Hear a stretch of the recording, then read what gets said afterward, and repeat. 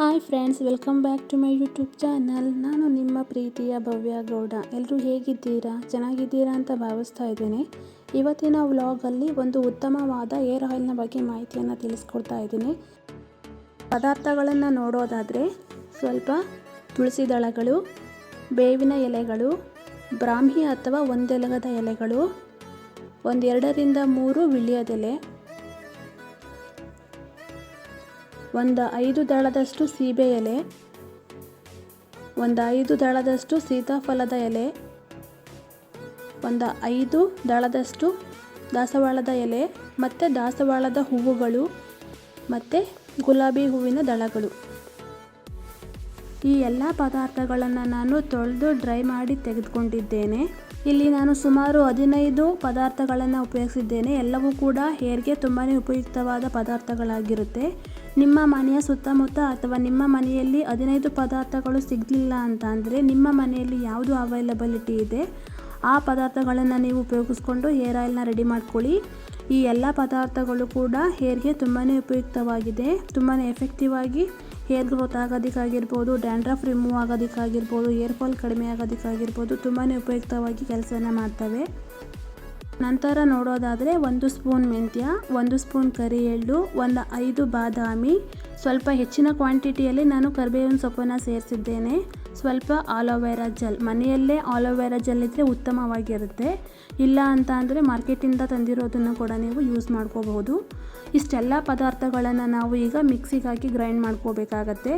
ನಿಮ್ಮಲ್ಲಿ ಇಷ್ಟು ಪದಾರ್ಥಗಳು ಅವೈಲಬಲ್ ಇಲ್ಲ ಅಂದರೆ ನಾನು ಮೊದಲೇ ತಿಳಿಸ್ಕೊಟ್ಟಿರೋ ಹಾಗೆ ಎಷ್ಟು ಪದಾರ್ಥಗಳು ಅವೈಲಬಲ್ ಇದೆ ಅಷ್ಟನ್ನೇ ಹಾಕಿ ನೀವು ಹೇರ್ ಆಯಿಲ್ನ ರೆಡಿ ಮಾಡ್ಕೊಳ್ಳಿ. ತುಂಬಾ ಎಫೆಕ್ಟಿವ್ ಆಗಿ ವರ್ಕ್ ಆಗುತ್ತೆ.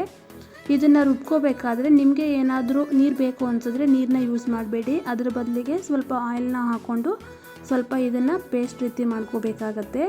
ನಂತರ ನಾವು ಎಣ್ಣೆನ ಕಾಯಿಸ್ಕೊಳ್ಳೋಣ. ಇವಾಗ ನಾನು ತೆಗೆದುಕೊಂಡಿರ್ತಕ್ಕಂಥ ಪದಾರ್ಥಗಳು ಅರ್ಧ ಲೀಟ್ರ್ ಆಯಿಲ್ಗೆ ಆಗುವಷ್ಟು ತೆಗೆದುಕೊಂಡಿದ್ದೇನೆ. ನಂತರ ಇದಕ್ಕೆ ಒಂದು ಚಿಕ್ಕ ಲೋಟದಲ್ಲಿ 1 ಲೋಟ ಬರೋವಷ್ಟು ಹರಳೆಣ್ಣೆನ ಮಿಕ್ಸ್ ಮಾಡ್ಕೋಬೇಕಾಗತ್ತೆ.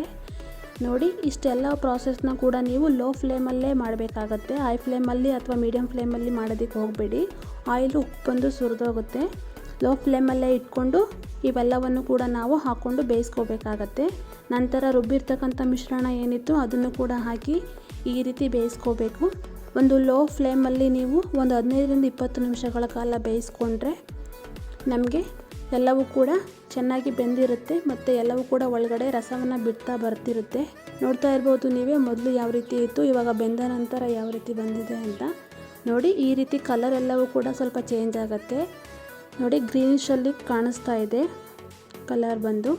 ಈ ರೀತಿ ಆಗೋ ತನಕನೂ ಕೂಡ ನಾವು ಒಂದು 15 ನಿಮಿಷ ಲೋ ಫ್ಲೇಮಲ್ಲಿ ಬೇಯಿಸ್ಕೊಂಡು ನಂತರ ಆಫ್ ಮಾಡ್ಕೋಬೇಕಾಗತ್ತೆ. ಒಂದು ಓವರ್ ನೈಟ್ ಇದನ್ನು ನೆನೆಲಿಕ್ಕೆ ಬಿಡಬೇಕಾಗತ್ತೆ. ಇವತ್ತು ಬೆಳಗ್ಗೆ ಕಾಯಿಸಿದ್ದೀರಾ ಅಂತ ಅಂದರೆ ನಾಳೆ ಬೆಳಗ್ಗೆ ತನಕ ಬಿಡಿ. ಇಲ್ಲ ಸಾಯಂಕಾಲ ಕಾಯಿಸಿದ್ದೀರಾ ಆಯಿಲ್ನ ಅಂತ ಅಂದರೆ ನಾಳೆ ಸಾಯಂಕಾಲ ತನಕ ಬಿಡಿ. ಒಂದು ಓವರ್ ನೈಟ್ ಇದನ್ನು ಹೀಗೆ ನೆನೆಯಲಿಕ್ಕೆ ಬಿಡಬೇಕಾಗತ್ತೆ. ಎಲ್ಲ ಇಂಗ್ರೀಡಿಯೆಂಟ್ಸು ಒಳಗಡೆ ರಸ ಎಲ್ಲ ಬಿಟ್ಟು ಆಯಿಲ್ ತುಂಬಾ ಪವರ್ಫುಲ್ ಆಗುತ್ತೆ. ಅದಕ್ಕೋಸ್ಕರ ಒಂದು ಓವರ್ ನೈಟ್ ಬಿಟ್ಟು ನಂತರ ಇದನ್ನು ಈ ರೀತಿ ಸೋಸ್ಕೋಬೇಕಾಗತ್ತೆ. ಒಂದು ಬಟ್ಟೆಯ ಸಹಾಯದಿಂದ ಆಯಿಲ್ನ ಸೋಸ್ಕೊಂಡು ತೆಗೆದುಕೋಬೇಕಾಗತ್ತೆ. ನೋಡಿ, ನನಗೆ ಇಷ್ಟು ಕ್ವಾಂಟಿಟಿಯಲ್ಲಿ ಆಯಿಲ್ ಸಿಕ್ಕಿದ್ದೆ. ಇದನ್ನು ನಾನು ಮೊದಲೇ ಯೂಸ್ ಮಾಡಿ ನನಗೆ ರಿಸಲ್ಟ್ ಸಿಕ್ಕಿರೋದ್ರಿಂದ ನಾನು ಈ ವಿಡಿಯೋ ಮುಖಾಂತರ ನಿಮಗೆ ತಿಳಿಸ್ಕೊಡ್ತಾ ಇದ್ದೇನೆ. ತುಂಬಾ ಎಫೆಕ್ಟಿವ್ ಆಗಿ ವರ್ಕ್ ಆಗುತ್ತೆ. ವಾರದಲ್ಲಿ 2 ಬಾರಿ ಯೂಸ್ ಮಾಡಿ ಆಯಿಲ್ನ. ತುಂಬಾ ಉತ್ತಮವಾದ ಹೇರ್ ಆಯಿಲ್ ಅಂತಲೇ ಹೇಳ್ಬೋದು. ನೀವು ಕೂಡ ಟ್ರೈ ಮಾಡಿ. ಈ ವಿಡಿಯೋ ನಿಮಗೆ ಇಷ್ಟವಾಗಿದ್ದರೆ ಲೈಕ್ ಮಾಡಿ, ಶೇರ್ ಮಾಡಿ, ಕಮೆಂಟ್ ಮಾಡಿ. ಚಾನಲ್ನ ಸಬ್ಸ್ಕ್ರೈಬ್ ಆಗೋದನ್ನು ಮರಿಬೇಡಿ. ದಯವಿಟ್ಟು ಚಾನಲ್ನ ಸಬ್ಸ್ಕ್ರೈಬ್ ಮಾಡ್ಕೊಳ್ಳಿ. Thank you for watching.